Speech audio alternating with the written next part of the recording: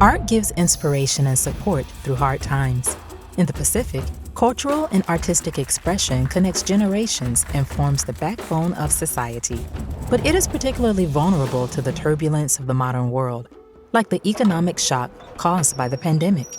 In many ways, the pandemic has revealed gaps in the protection of creative professionals who are often freelancers or self-employed business owners. Travel restrictions have had serious effects on those who lost a big part of their source of income as borders closed.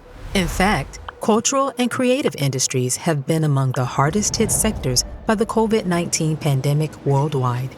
The reality is, artists need support and opportunities for professional development.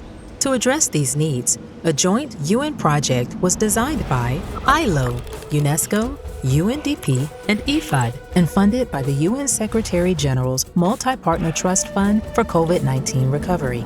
The Informal Economies Recovery Project aimed to increase the ability of the artists and cultural workers to transcend the impacts of COVID-19 and build resilient enterprises. The project was informed by the results of the Socio-Economic Impact Assessment that was carried out by the UN to identify how COVID-19 had impacted the Pacific Island countries and territories and highlighted the challenges faced by those in the informal sector of the economy.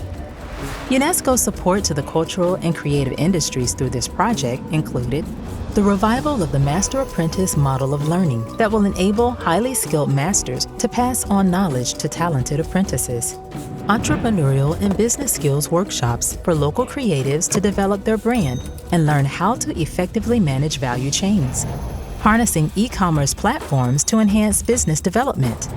A sense of community was created through the joint trainings and the Resiliart debates, contributing to giving creatives a strong and united voice.